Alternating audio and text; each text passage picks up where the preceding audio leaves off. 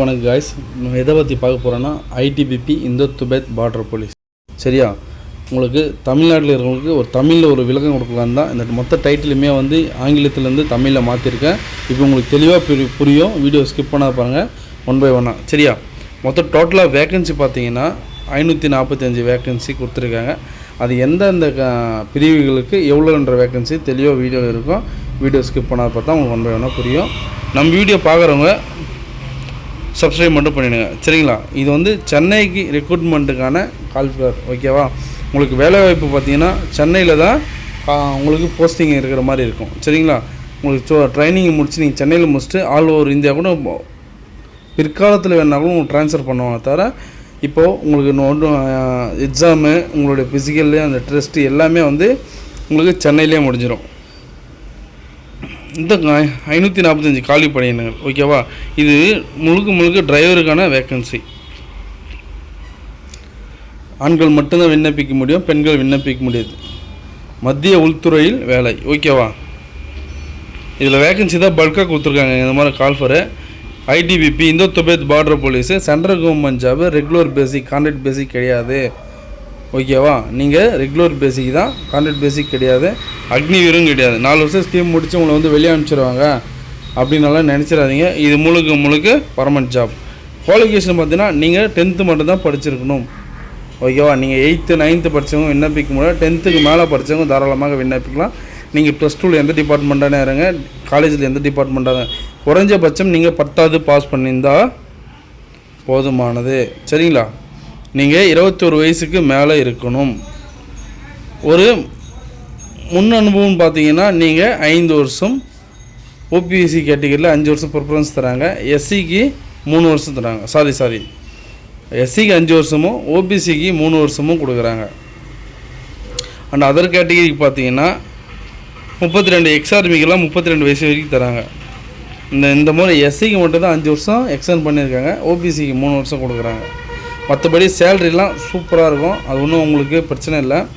21,700 வந்து ஸ்டார்ட் ஆகுது சேலரி. சரியா, 21,700 வந்து ஸ்டார்ட் ஆகுது.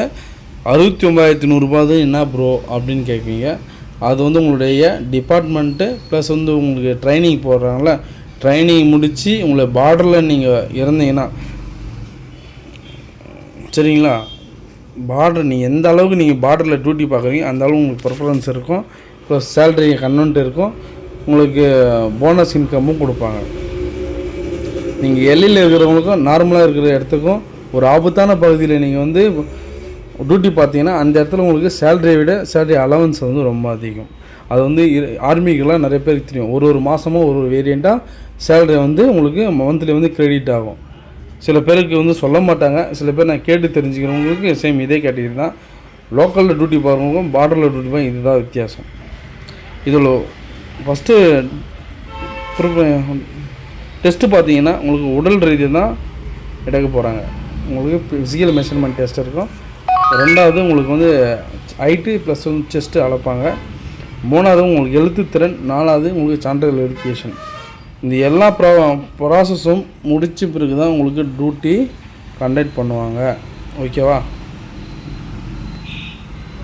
நெக்ஸ்ட்டு இந்த எப்போ ப்ரோ விண்ணப்பிக்கிறது, எந்தெந்த கேட்டகிரிக்கு ஃபீஸ் கண்டக்ட் பண்ணுறாங்க அப்படின்றத, நீங்கள் எஸ்சி எஸ்டி தவிர மீது எல்லா கேட்டகிரிகளுக்கும் உங்களுக்கு 100 ரூபா ஃபீஸ் கண்டக்ட் பண்ணுறாங்க. எக்ஸாம் ஃபீஸ் மட்டும்.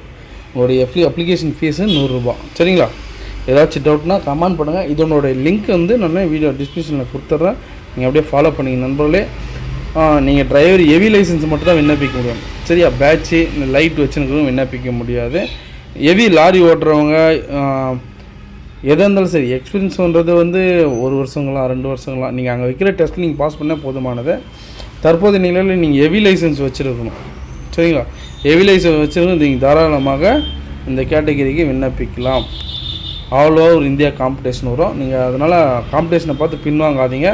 தமிழ்நாட்டில் இருக்கிறவங்களுக்கு கண்டிப்பாக முன்னுரிமை அளிக்கப்படும். நீங்கள் கண்டிப்பாக இந்த செலெக்ஷன் அட்டன் பண்ணுங்கள். நீங்கள் சென்னையில் அட்டன் பண்ணுறதுனா உங்களுக்கு லாங்குவேஜ் ப்ராப்ளம் வராது. ஆஃபீஸர் கூட தமிழில் பேசுவாங்க.